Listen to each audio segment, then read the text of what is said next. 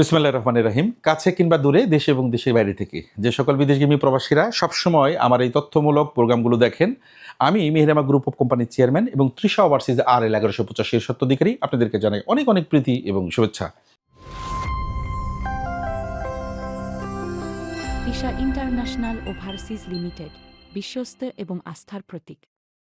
ঈদের পরে হলেও অনেক দেরিতে হলেও ঈদ মোবারক জানাচ্ছি, কারণ ঈদের এই বন্ধকালীন সময়ের মধ্যেই কাউকে শুভেচ্ছা বিনিময় করতে পারিনি। চেষ্টা করেছি আমার ক্ষুদ্র পরিসর থেকে আপনাদেরকে তথ্যভিত্তিক তথ্য দিতে। ঈদ এসেছে, আনন্দ এসেছে, তারপরেও অনেক কর্মীকে এই বন্ধকালীন সময়ের মধ্যে পাসপোর্ট টিকিট বুঝিয়ে দিতে হয়েছে এবং আমাদের কার্যপ্রণালী শুরু করতে হয়েছে। আজকে থেকে আমরা আবার নতুন করে ফ্লাইট শুরু করতে যাচ্ছি এবং নতুন করে বিভিন্ন কোম্পানি এবং বিভিন্ন দেশের ভিসা তথ্য নিয়ে আপনাদের সামনে হাজির হচ্ছি।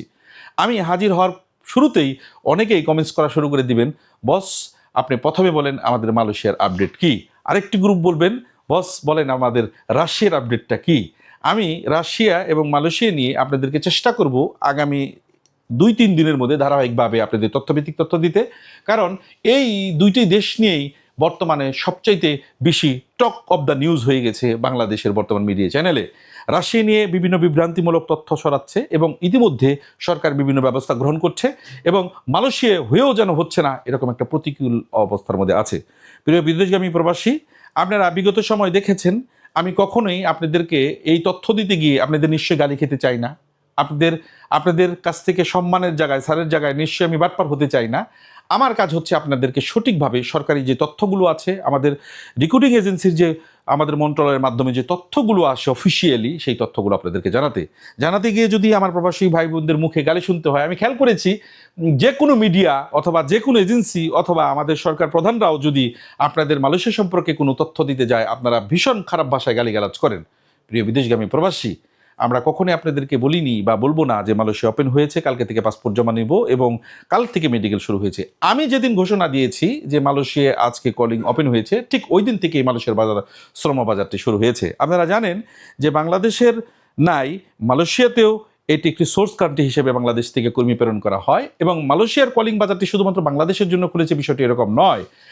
সোর্স যে অন্যান্য 25-26টি কান্ট্রি আছে, সকল দেশ থেকে মালয়েশিয়া কর্মী যায়, ধারাবাহিকভাবে বাংলাদেশ থেকেও কর্মী যায়।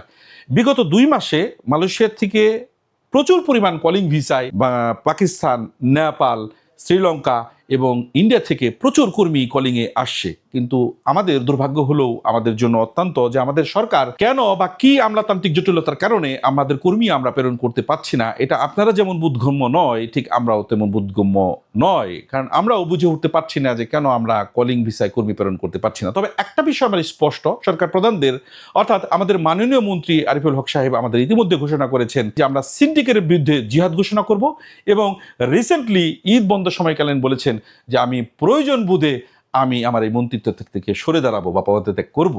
এই কথাটি অত্যন্ত ভয়ানক এবং আমাদেরকে অত্যন্ত চিন্তায় ভাবে তুলেছেন যে মালয়েশিয়াতে কি আদৌ বাংলাদেশ থেকে আমরা কর্মী পাঠাতে পারবো।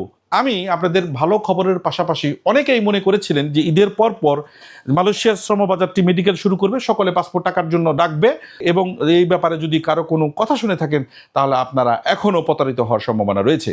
মালয়েশিয়ার বাজার আমাদের প্রবাসী কল্যাণ মন্ত্রণালয় সহ আমাদের বিএমইটি সহ যারা আমরা রিক্রুটিং এজেন্সি আছি, যারা প্রফেশনালি কর্মী প্রেরণ করি, তারা যে পর্যন্ত ঘোষণা না দিব, এর বাইরে যত online travel agency, YouTuber, blogger যারা এই ধরনের কোনো তথ্য দিবে, সেটা কখনোই সঠিক হতে পারে না। মালয়েশিয়া যেতে হলে আপনাকে অবশ্যই একটি বৈধ নীতিমালার মধ্যে যেতে হবে এবং এই ঘোষণার পরে আমরা শঙ্কিত হয়ে গিয়েছি যে এই ঘোষণাটা কি আমাদের শ্রমিকদের স্বার্থে নাকি আমাদের বিপক্ষে, এজেন্সির বিপক্ষে। প্রকৃতপক্ষে এটি যেমন আমাদের এজেন্সির পক্ষে এবং এটা অবশ্যই আমাদের শ্রমিকদের পক্ষে। অর্থাৎ একজন কর্মী স্বার্থ রক্ষার কথা চিন্তা করে মাইগ্রেন কস্ট কমিয়ে যাতে অতিরিক্ত উচ্চ মূল্যে একজন কর্মীকে মালয়েশিয়াতে যেতে না হয়, তারই বিধি ব্যবস্থার জন্য সরকার টনক নেড়েছে এবং তারা খুব দৃঢ় এবং স্থির কণ্ঠে বলছেন যে মালয়েশিয়ার শ্রমবাজার আমরা শুরু করব এবং সেটা খুব শীঘ্রই শুরু করব এবং যথার্থ অল্প টাকার মধ্য দিয়ে সিন্ডিকেট মুক্তভাবে বাজারটি শুরু করব, পোতে আমার মন্ত্রিত্ব থাক আর না থাক। প্রিয় বিদেশগামী প্রবাসী, এই ঘোষণাটি হয়তো বা আমাদের প্রবাসীদের জন্য, বিদেশগামী প্রবাসীদের জন্য, এজেন্সির জন্য ভালো, কিন্তু ইতিমধ্যে একটি সবচাইতে বাজে খবর এবং দুঃখের বিষয় হলো যে আমরা যে সকল কোম্পানিতে মালয়েশিয়া থেকে কর্মী নিব বা পাঠাবো, যে অ্যাপ্রুভালের ভিত্তিতে যে সকল, যেমন আমার প্রতিষ্ঠানের কথাই বলছি, আমরা 10 হতে 12টি কোম্পানির অ্যাপ্রুভাল রান করে রেখেছিলাম যে এই অ্যাপ্রুভালগুলোর মাধ্যমে আমরা কর্মী প্রেরণ করব, কিন্তু অপেক্ষা এবং প্রতীক্ষার প্রহর যেন শেষ হচ্ছে না। ইতিমধ্যে এনএসকে, পেট্রোনাস সহ, ফেলটা কোম্পানি সহ আমাকে তারা মেল করে বলেছে যে আমরা তোমাদের জন্য আর ওয়েট করতে পারছি না, আমরা নেপাল থেকে, আমরা শ্রীলঙ্কা থেকে, আমরা পাকিস্তান থেকে অলরেডি অ্যাপ্রুভালগুলো ডান করে কর্মী অলরেডি ইতিমধ্যে মালয়েশিয়াতে তারা নেওয়া শুরু করেছে। প্রতিদিন শত শত কর্মী কলিং ভিসায় নেপালি বাজারটি, যেন নেপালিরা বাংলাদেশের এই কলিং ভিসার বাজারটি দখল করে দিচ্ছে। আমরা খুলছি, অপেক্ষায় আছি। এই অপেক্ষা এবং প্রতীক্ষা আমাদের জন্য একটি বড় অশনি সংকেত। আমরা সম্ভবত আরও যদি দেরি করি, আমাদের সরকার প্রধানদের, আমাদের সরকারি মন্ত্রণালয়ের যারা এই বিষয়গুলোর সাথে সম্পৃক্ত আছেন, জয়েন্ট ওয়ার্কিং কমিটি যারা কাজ করছেন, খুব শীঘ্র যদি মালয়েশিয়ার বাজারটি তারা ওপেন না করেন, তাহলে মালয়েশিয়ার বাজারটি বাংলাদেশিদের জন্য চিরতরে আমরা হারিয়ে ফেলছি এবং আমরা বাংলাদেশিরা মালয়েশিয়াতে যেতে পারবো না। কখন হবে, কোন মুহূর্ত হবে, এটা আমি পূর্বের ন্যায় আবারও বলছি, এর কোনো নির্ধারিত সময় নাই। যেদিন হবে, যেদিন চাঁদ উঠবে, আপনি যেমন চাঁদ দেখবেন, আমিও চাঁদ দেখে বলবো আজকে মালয়েশিয়া ওপেন হয়েছে। এটাই বাস্তবতা। এই বাস্তবতাকে মেনে যারা অপেক্ষা করবেন, মালয়েশিয়ার জন্য অপেক্ষা করেন। যারা অপেক্ষা প্রতীক্ষা করতে পারবেন না, তারা আমার এই ভাইদের মতো সৌদি আরব যান। নাকি আমার সামনে এই মুহূর্তে যে ভাইগুলো আছেন, তারা 10 জন মিলে সৌদি আরব যাচ্ছেন। আমি 2 জনকে এখন এই লাঞ্চ টাইম সময়ের মধ্যে চেষ্টা করছি যে ওনাদের কোম্পানি সম্পর্কে একটু শুনে বুঝে, কারণ আমাদের চলমান ফ্লাইটগুলো সবচেয়ে ইম্পর্টেন্ট বাজার হচ্ছে মঙ্গোলিয়া, সৌদি আরব এবং ভিয়েতনাম। এই 3টি দেশ নিয়ে আমি চলমান কাজ করছি এবং পাশাপাশি ইউরোপের অনেক কর্মী আমাদের প্রতিষ্ঠান থেকে আমরা নিয়মিত ফ্লাইট করছি। তার এই ধারাবাহিকতায় সৌদি আরব যাচ্ছেন? কোথায়, কি কোম্পানিতে যাচ্ছেন? মাহারা হিউম্যান রিসোর্স। আপনি মাহারা কোম্পানিতে যাচ্ছেন। বেতন কত? 1000। বেতন কত? ডিউটি কয় ঘন্টা? 8 ঘন্টা। অর্থাৎ ভিসা কি মাহারার নামেই হয়েছে? মাহারার নামে হয়েছে। প্রিয় বিদেশগামী প্রবাসী, অনেকেই 1000 বেতন বলার সাথে সাথে আপনারা বলেন যে 1000 বেতন দিয়ে কোনো সৌদি আরবে যাওয়ার চাইতে দেশে কাজ করে খাওয়া অনেক বেটার। আমি আপনাদের সাথে একমত, কিন্তু কাজ কি আছে দেশে? নাই। বলার খাতিরে বলে, অর্থাৎ একজন কর্মী 1000 বেতন পেলে অন্ততপক্ষে 4 ঘন্টা ওভারটাইম করলে তার বেতনটা 1500, 1600, 1400 হলে পরে মাসে 40, 50, 45 হাজার টাকা ইজিলি ইনকাম করতে পারে। থাকা খাওয়া খরচ নিয়ে, থাকা যেহেতু কোম্পানি, একটা লোক ইজিলি 35 থেকে 40 হাজার টাকা ইনকাম করতে পারে, যেটা দেশে কখনোই সম্ভব হয়ে ওঠে না। এর জন্যই বিদেশ, এর জন্যই নিজের জন্য নয়, পরিবারের জন্য বিদেশ যেতে হয়। আমরা সৌদি আরবে নিয়মিতভাবে আমরা বিগত 26 বছর যাবৎ কর্মী প্রেরণ করছি। আমরা সৌদি আরবে কমপক্ষে 17 থেকে 18 হাজার কর্মী প্রেরণ করেছি এবং সৌদি আরবে ধারাবাহিকভাবে যত লোক আমাদের মাধ্যমে গিয়েছে, কেউ কি কখনো খারাপ শুনেছেন? আপনি কি আমার কাছে না জেনে না শুনে এসেছেন? অবশ্যই জেনে শুনে বুঝে আমার কাছে আসছেন, কারো না কার কাছে আসছেন, এবং কোনো না কোনো প্রতিনিধি আমাদের এখানে যে 10 জন লোক যায়, এর পিছনে কমপক্ষে আরো 10 জন লোকের সোর্স থাকে। তারা এই দেশ থেকে নয়, তারা ওই বিদেশ থেকে। এটা আপনাদেরকে বুঝতে হবে। আপনি কোথা থেকে আসছেন? নরসিংদী থেকে আসছেন। আপনি কোথা থেকে আসছেন? আমি যদি ভুল না, ওই নরসিংদী আছে। আপনি কোথা থেকে বলছেন? আপনি নরসিংদী।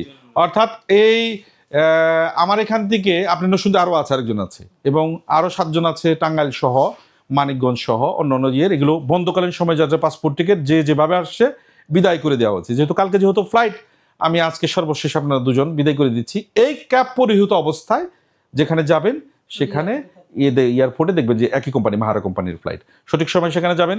সৌদি আরব যাওয়ার পরে আকামা, আকসার, কুয়া, মেডিকেল, ইন্স্যুরেন্স সমস্ত প্রক্রিয়া সম্পন্ন হওয়ার পর, ব্যাংক কার্ড হওয়ার পর আপনার কাজ দিবে। এতে কখনো যাওয়ার পরে আবার অনেকে মন্তব্য করে, বুঝতে পারছি ওনাদেরকে সাপ্লাই দিচ্ছেন। অর্থাৎ বুঝে না বুঝে কিছু কর্মী সবসময় ডিমোটিভেট করে। কারো কথায় কান দেওয়া যাবে না।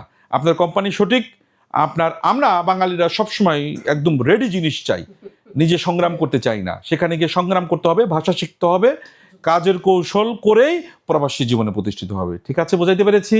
এবং আমাদের তো কখনো ভালো বলেই না, বাট আমরা চেষ্টা করি এত কথার মধ্যেও, এত সমালোচনার মধ্যেও, এই দীর্ঘ 27 বছর যাবতই আমরা কর্মীদেরকে হয়তোবা এই সার্থক হয়েছি, এই যে মানুষজনকে পাঠিয়ে নিজের একটা অবস্থান তৈরি করতে পেরেছি, শুধুমাত্র যে সকল কর্মী আমাদের সঠিকভাবে আমাদের কথাগুলো শুনেছে। কথা শুনবেন তো?